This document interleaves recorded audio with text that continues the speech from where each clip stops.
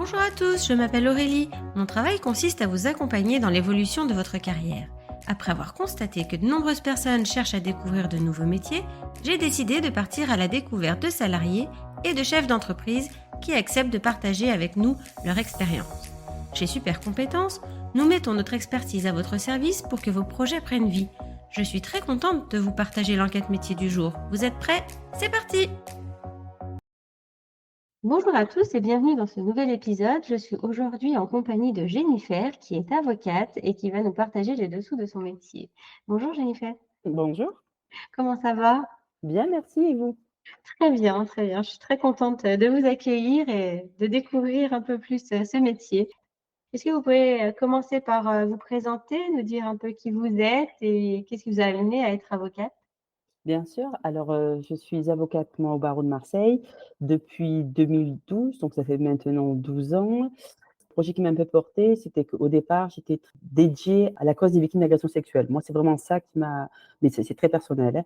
Donc c'est vrai que de faire avocat pour pouvoir défendre, ces victimes-là, c'est un objectif, je pense, très salvateur pour les victimes. Dans le sens où si elles sont bien accompagnées jusqu'à l'issue de la procédure, ça pouvait les aider. Moi, c'est ce qui m'a un peu motivée. Est-ce que vous pouvez nous décrire votre métier au quotidien, toujours? Qu'est-ce que vous faites? Alors au quotidien, c'est quand même très, très varié. J'ai pas 2 journées qui se ressemblent. C'est quand même, un point très positif dans mon métier. C'est-à-dire que, en général, un dossier commence par un rendez-vous avec le client où, on se présente, il nous explique la difficulté, on lui explique ce qui va se passer et ensuite, enfin, ce rendez-vous peut être, suivi par une audience pour un autre dossier. Ensuite, l'après-midi par, une expertise, parce qu'il peut y avoir des expertises dans certains cas de figure. Et ensuite, par une préparation de dossier. Donc en fait, j'ai l'impression d'avoir 50 journées en une parce qu'on multiplie les choses un peu diverses et ce qui fait vraiment que chaque jour est différent du précédent. D'accord. Il faut passer d'un dossier à l'autre sans cesse, quoi. Oui, ah oui, c'est une gymnastique intellectuelle, au début un peu éprouvante, mais après on s'y habitue. D'accord.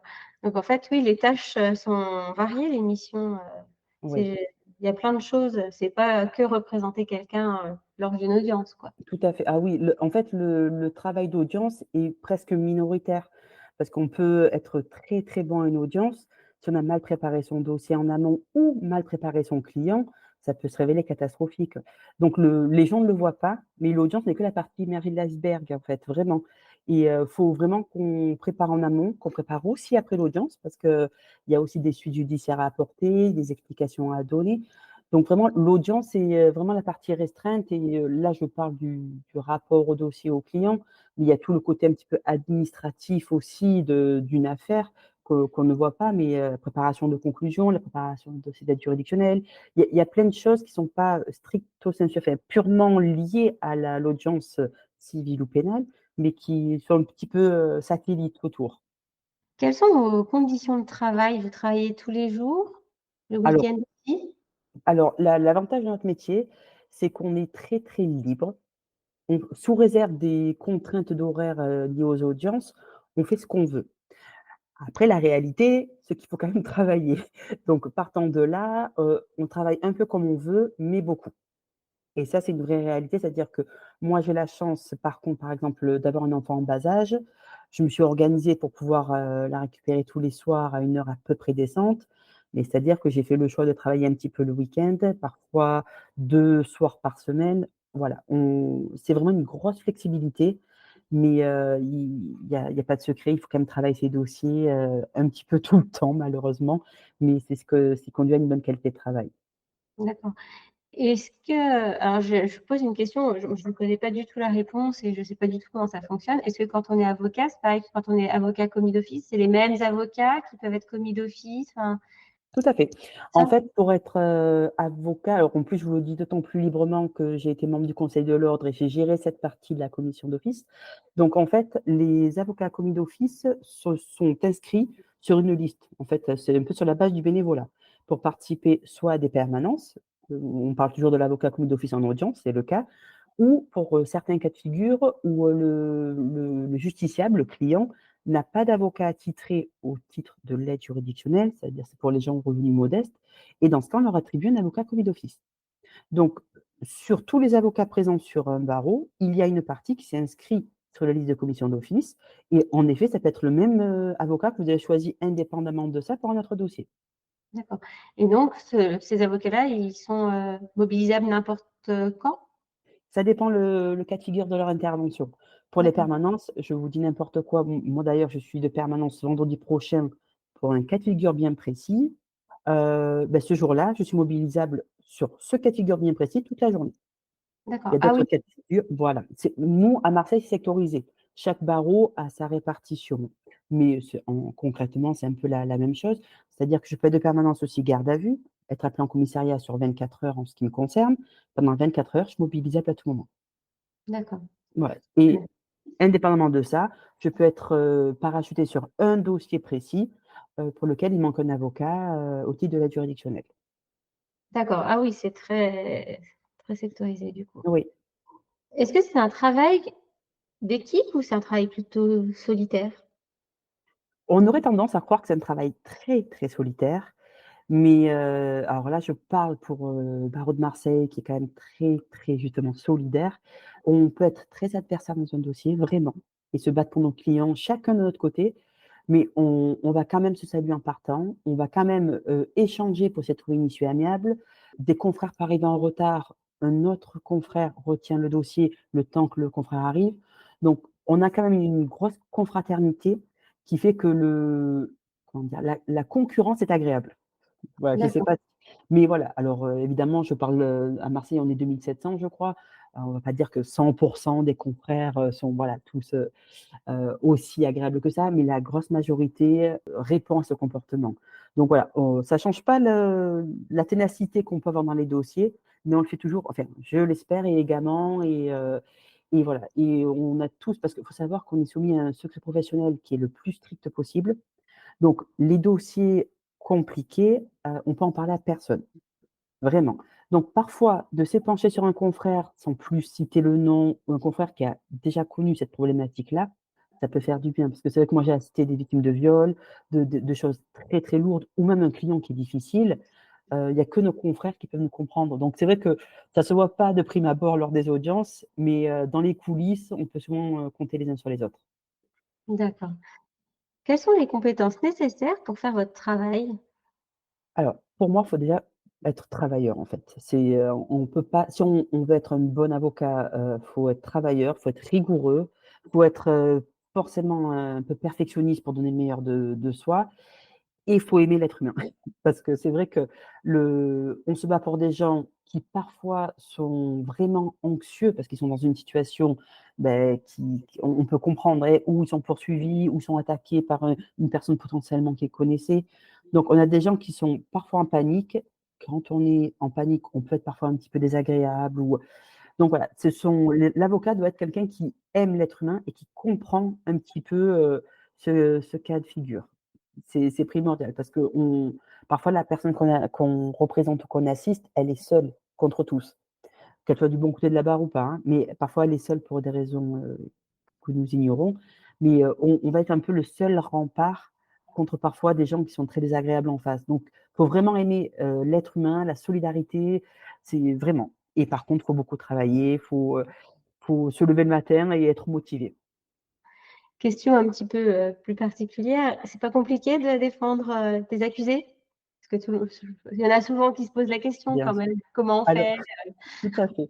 Alors quand j'ai commencé en 2012, on me posait toujours la question sur la pédophilie, en disant: «Comment on fait pour défendre des pédophiles?» et maintenant on me demande plus comment on ferait pour défendre des terroristes. Donc c'est un peu la nouvelle mode. Alors déjà, il faut savoir que la grosse, grosse majorité des litiges ne concernent ni des pédophiles ni des terroristes. Mais quoi qu'il arrive, je dis souvent que parfois les auteurs d'infractions qu'on trouve très désagréables, vraiment, sont pas les plus détestables. Parce qu'il y a des parcours compliqués, parce qu'on n'a pas tous la même vie et que parfois on est là pour, proposer une chose à laquelle on n'a pas pensé. Enfin là je pense, alors moi je fais plus des victimes d'agressions sexuelles, mais je me suis retrouvée à défendre des auteurs et parfois l'auteur d'une agression sexuelle a été, victime toute sa vie. Donc c'est, juste à rappeler de le but n'est pas de dire: «Mon client est innocent», dans tous les cas, enfin vraiment. Le but est de dire: «Alors oui, dans ce cas de figure, il est coupable, Par contre, une peine de prison seule, ça servira à rien parce qu'il va ressortir et risque de recommencer. Il faut absolument qu'on travaille sur, de manière un peu thérapeutique ou psychiatrique, de trouver des solutions, mettre en place un suivi socio-judiciaire plus une peine de prison ferme. Enfin, le but est de faire un petit peu la chose intelligemment. Voilà, ça c'est juste, mon avis. Et comme je le dis souvent, parfois un délinquant qui a commis des choses répréhensibles, qui se retrouve seul devant la face à la justice, qui est en panique parce qu'il ne sait pas ce qui va lui arriver, ou parfois la famille lui tourne le dos, les victimes forcément sont excédées par lui. Cette personne-là est seule en fait et l'avocat est le seul à ses côtés parfois et du coup, c'est quand même je trouve que c'est quand même honorable et honorant de pouvoir, assister cette personne dans cette période qui est ultra compliquée. Mais en fait, c'est pas tant l'infraction qui est parfois dure à défendre, c'est plutôt les certains clients qui sont plus parce que je vous le disais, hein, parfois, ils sont, tellement anxieux qu'ils en deviennent très désagréables et c'est plus ça qui rend la chose désagréable qu'une catégorie d'infraction, à mon D'ac sens. Est-il facile de trouver des clients? Est-ce qu'il y a beaucoup de personnes à défendre? Alors, sujet complexe parce que ça dépend vraiment du secteur dans lequel vous intervenez.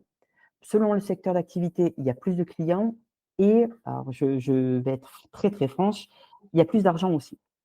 Je m'explique. Moi, je suis à Marseille où, je trahis aucun secret en disant que la population, elle est plutôt modeste, hein. Donc c'est vrai que là où a priori, on aurait, je dis n'importe quoi, mais un quart d'aide juridictionnelle, l'aide juridictionnelle, c'est la prise en charge par l'État. L'avocat est moins bien payé qu'habituellement. À Marseille, on peut aller jusqu'aux 2 tiers facilement.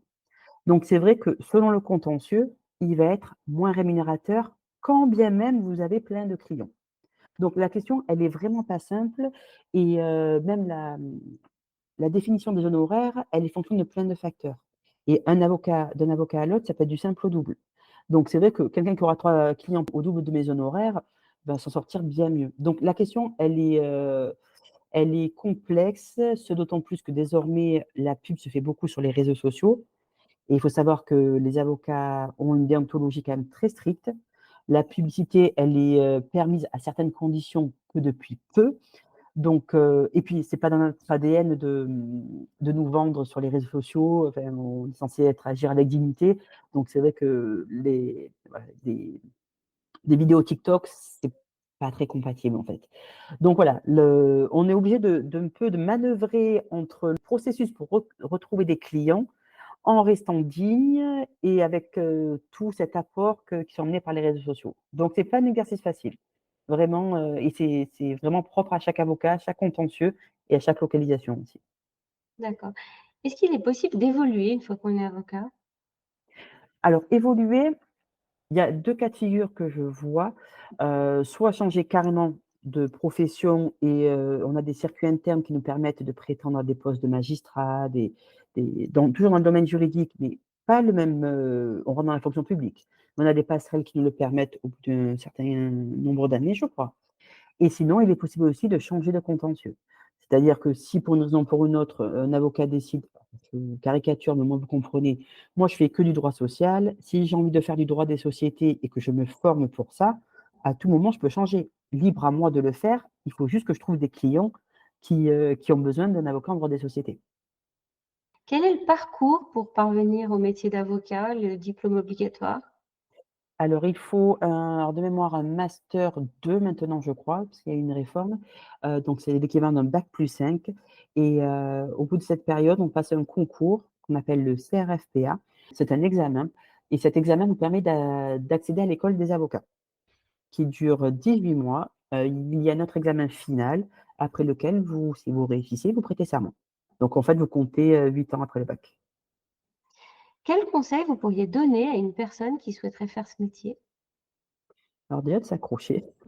Parce que c'est long et je vois que nombre d'avocats qui ont réussi tous leurs diplômes et qui attaquent cette carrière, on a quand même, je crois, 10 qui ne restent pas dans le court terme, hein, ou à court terme.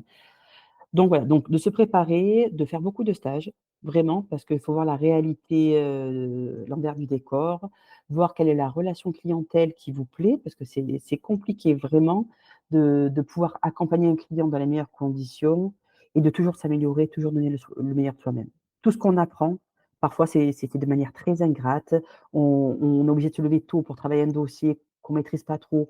Tout ce qu'on apprend, c'est bénéfique pour la suite, en fait. Il faut vraiment avoir cette soif d'apprendre. Moi, je l'ai vraiment vécu comme ça au début, cette soif d'apprendre pour, s'améliorer et aider plus nos clients. Mais par contre, il faut beaucoup de volonté, il faut beaucoup de travail, les gens ont tendance à penser que les avocats sont très, très bien payés en ne faisant rien. La réalité, c'est plutôt le contraire. Enfin, certains gagnent très bien leur vie et c'est très bien pour eux, mais ce n'est pas sans travail, en fait. C'est la réalité. Eh bien, merci beaucoup Jennifer d'avoir Je t'en prie. partagé, ce moment avec nous et de nous avoir fait découvrir, votre métier. Avec plaisir. À bientôt, À bonne journée. bientôt également. Au revoir. Merci d'avoir écouté ce podcast. Vous retrouverez les liens de notre invité du jour en description. Vous trouverez également l'enquête métier du jour en version PDF dans les notes de l'épisode. Si l'interview vous a plu, n'hésitez pas à la relayer autour de vous et de la noter sur votre application de podcast préférée. Vous pourrez retrouver l'ensemble de nos services sur supercompétences.fr. Si vous voulez partager votre métier, prenez contact avec moi pour que nous puissions en discuter. Je reste également disponible pour parler avec vous de vos projets de reconversion professionnelle. Je vous donne rendez-vous au prochain épisode. Belle journée!